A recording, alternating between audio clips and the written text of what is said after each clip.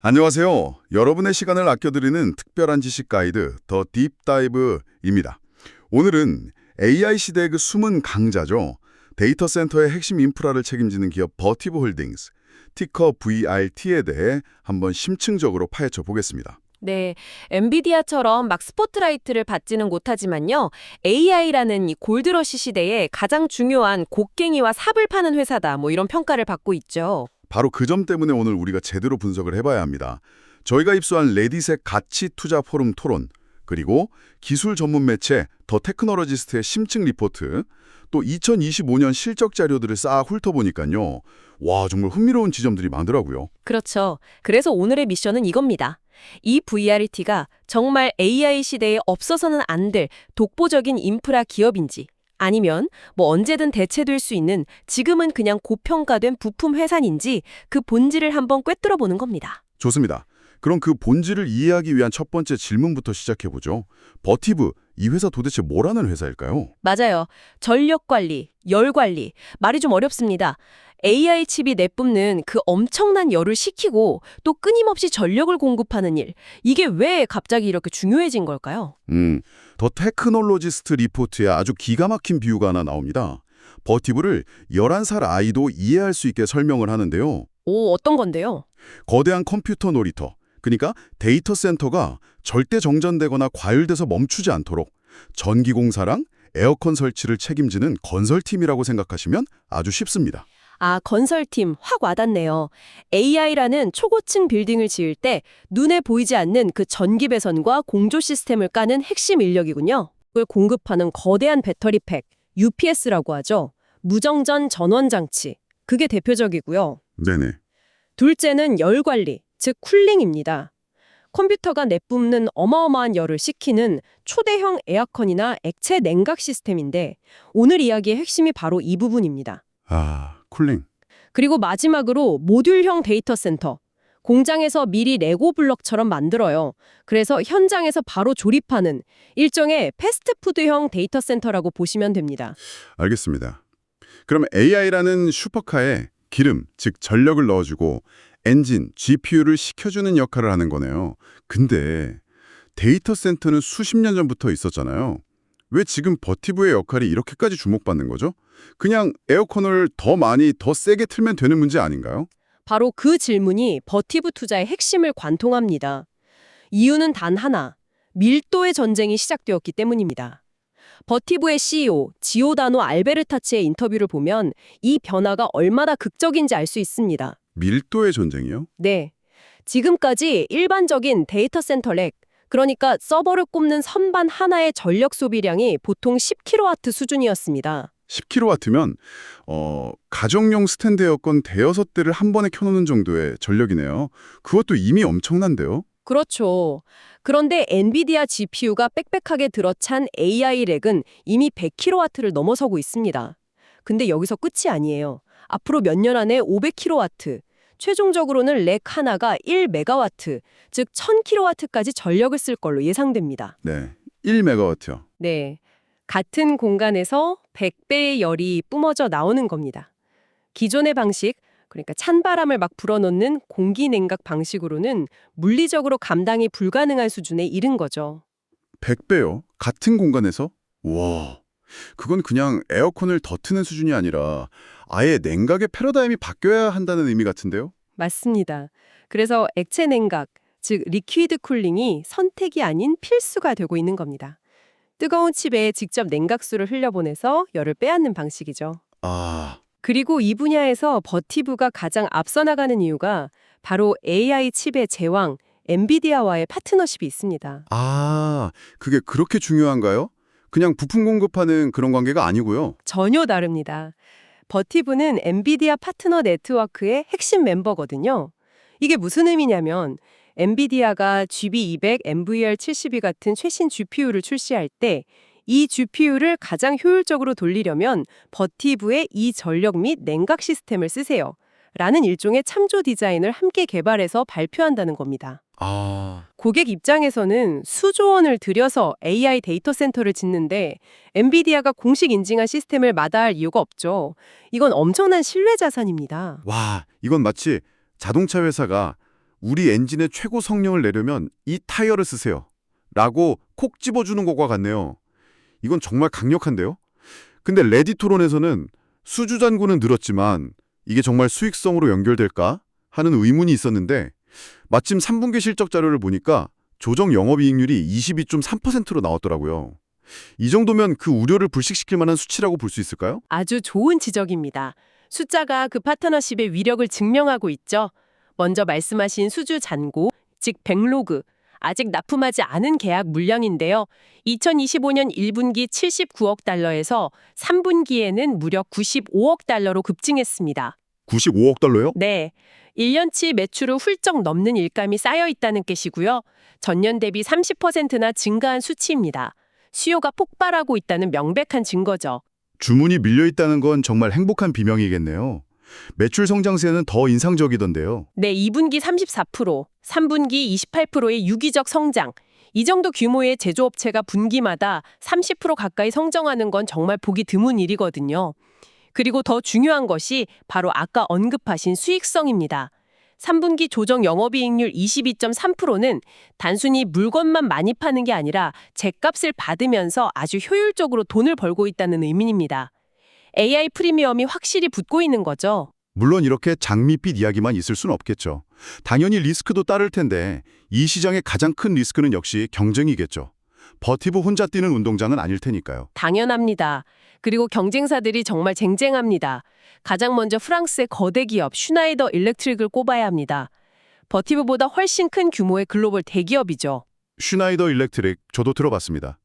소수 자료에 이코스트럭처라는 플랫폼이 버티브의 위협이 된다고 나와 있던데 그게 정확히 뭔가요? 왜 버티브 투자자가 이걸 알아야 하죠? 이코스트럭처는 버티브가 강점을 가진 전력, 냉각뿐만 아니라 건물의 보안, 조명, 공조 시스템까지 전부 하나의 소프트웨어로 묶어버리는 통합 관제 시스템입니다.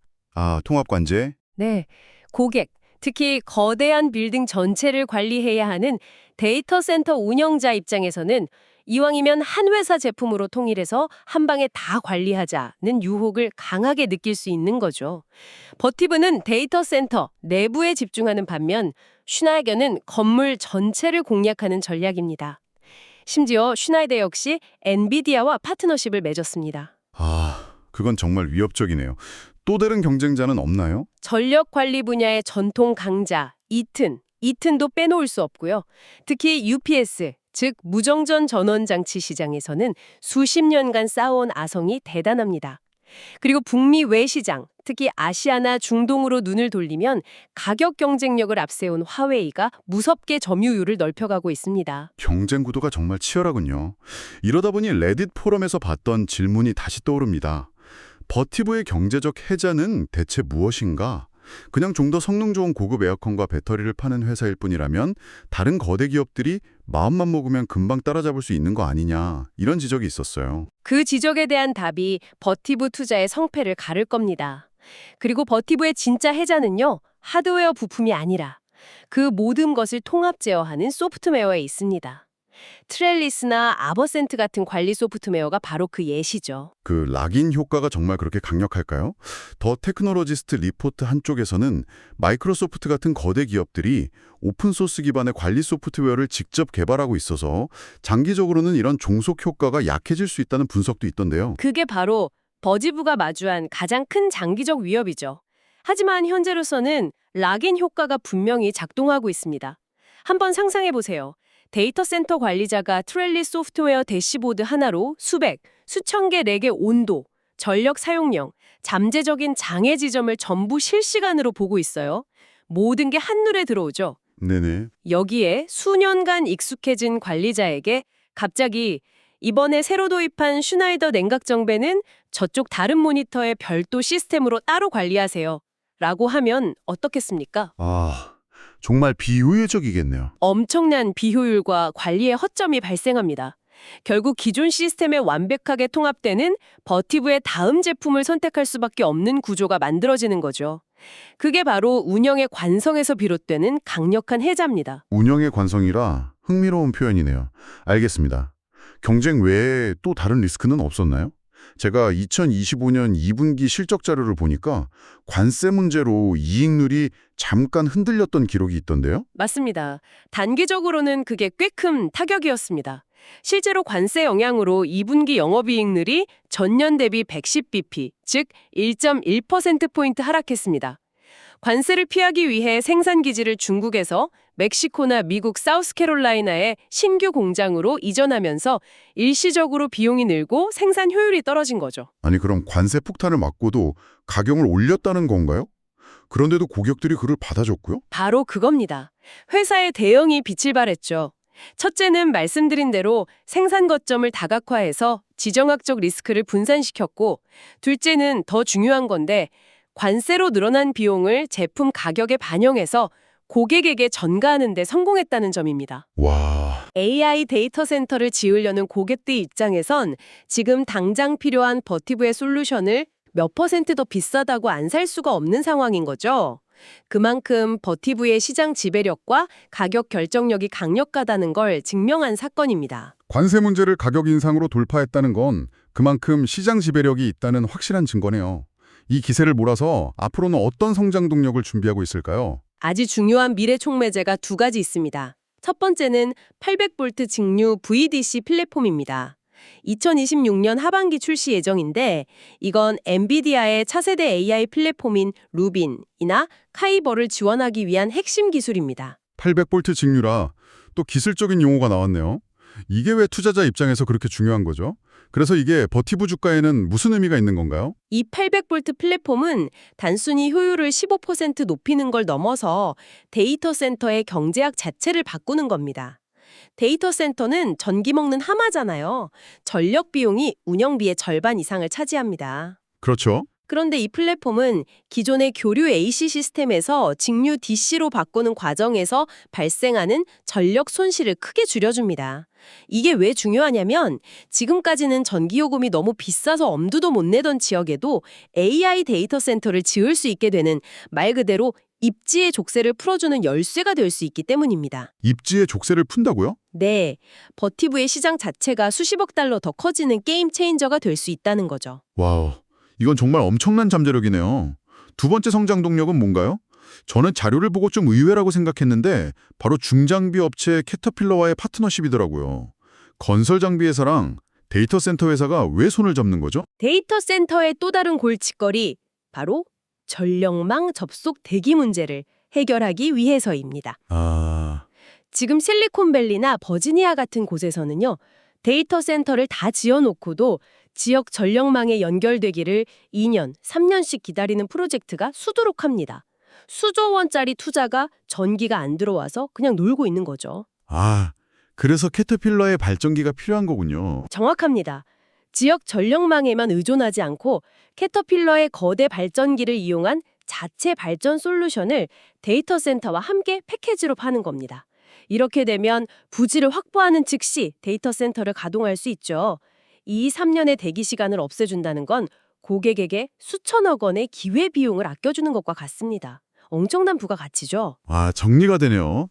정리해보면 버티브, 즉 VRT는 AI 데이터 센터의 폭발적인 전력과 냉각 수요라는 거대한 파도에 가장 잘 준비된 서퍼라고 할 수 있겠습니다. 엔비디아와의 강력한 파트너십으로 파도의 가장 좋은 자리를 선점했고 경쟁과 관세라는 파도 및 암초들도 가격 결정력이라는 실력으로 잘 피해가고 있고요. 800V 플랫폼이나 캐터필러 파트너십 같은 새로운 서핑보드까지 준비하고 있는 모습이네요. 완벽한 요약입니다. 버티브는 분명 AI 시대의 물리적 토대를 닦고 있습니다. 하지만 여기서 한 가지 우리가 마지막으로 던져야 할 아주 중요한 질문이 남아 있습니다. 어떤 거죠? 더 테크놀로지스트 리포트와 레딧 토론에서 공통적으로 지적된 우려인데요. 바로 버티브의 가장 큰 고객들, 즉 마이크로소프트, 아마존, 구글 같은 하이퍼스케일러들의 움직임입니다. 하이퍼스케일러요? 네, 이 거대 기술 기업들이 최근 자신들만의 맞춤형 냉각 시스템을 직접 설계하기 시작했다는 소식이 계속 들려오고 있습니다. 잠깐만요. 그건 자신들의 가장 큰 고객이 가장 큰 잠재적 경쟁자가 될 수도 있다는 의미 아닌가요? 바로 그 점이 이 투자의 가장 큰 리스크입니다. 이런 움직임이 본격화된다면 과연 버티브는 계속해서 대체 불가능한 핵심 설계 파트너로 남을 수 있을까요? 아니면 결국 거대 기업들의 설계를 받아서 생산만 해주는 마진이 훨씬 낮은 여러 공급업체 중 하나로 전락하게 될까요? 이 질문에 대한 답이 VRT의 장기적인 가치를 결정할 핵심 변수가 될 겁니다. 와, 정말 중요한 지적이네요. 핵심 파트너냐, 단순 공급업체냐. 자, 오늘 저희가 파헤쳐본 버티브 홀딩스, VRT에 대해 여러분은 어떻게 생각하시나요? 제2의 엔비디아가 될 숨은 보석일까요? 아니면 치열한 경쟁과 거대 고객의 위협 속에 가려질 위험한 투자일까요? 댓글로 여러분의 깊이 있는 생각을 남겨주세요. 오늘의 분석이 유용하셨다면 구독과 좋아요 부탁드립니다. 지금까지 더 딥다이브였습니다. 감사합니다.